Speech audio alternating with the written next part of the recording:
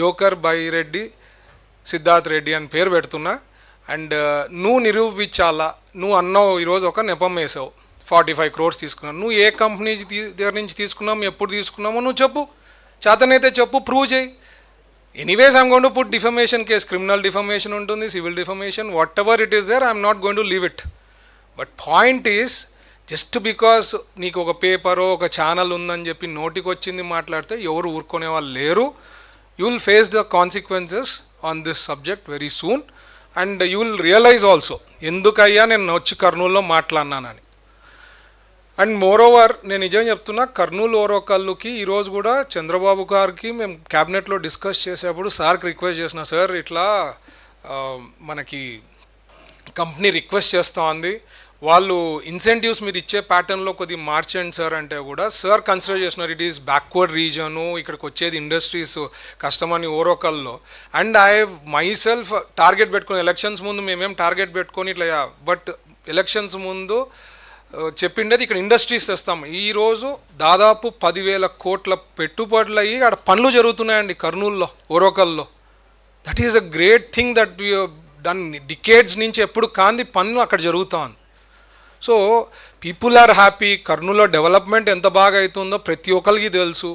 So లేనిపోని కాంట్రవర్సీసు, ఏదో lime లైట్లో రావాలా, ఏదో ఒక రాళ్ళు వేయాలా, అప్పుడు మా పేపర్లో అట్లీస్ట్ పేపరో ఛానల్లో చూస్తారని చెప్పి మాట్లాడితే కరెక్ట్ కాదు.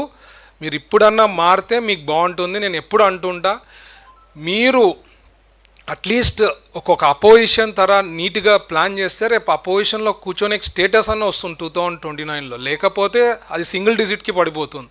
ద వే అసలు ఆ స్ట్రక్చరు, టాప్ లీడర్షిప్ నుంచి కింద వరకు బాటమ్ వరకు ప్రతి ఒక్కళ్ళు వాళ్ళ స్టైలు, వాళ్ళ functioning, they are not realizing what people have given mandated in 2024.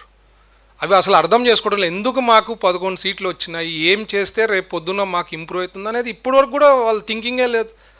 మీరు చూస్తే అసలు ఆయన ఎప్పుడైనా ప్రెస్ మీట్ పెడితే అదొక పెద్ద జోక్ అయిపోతూ ఉంది, వైరల్ అయిపోతూ ఉంది ఆ సబ్జెక్టు.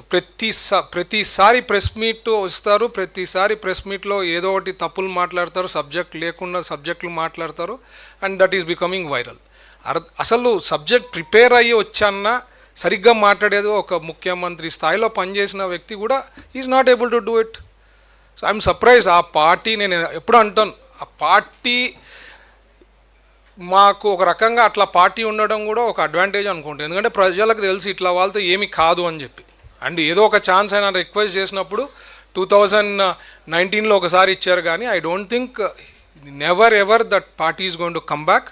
అండ్ ఎందుకంటే సొంత చెల్లికి, సొంత మదర్కే న్యాయం చేయని అతను ఆయన ఏం చేస్తాడు ప్రజలకు అనేది అందరికీ తెలుసు. సో వాళ్ళ స్ట్రక్చరు, వాళ్ళ టాప్ లీడర్షిప్ నుంచి కింద వరకు they don't have any base. Future is not there. ఖచ్చితంగా ఫైనల్గా నేను చెప్పేది అంటే, బైరెడ్డి సిద్ధార్థ్ రెడ్డి గారు, please face the legal consequences.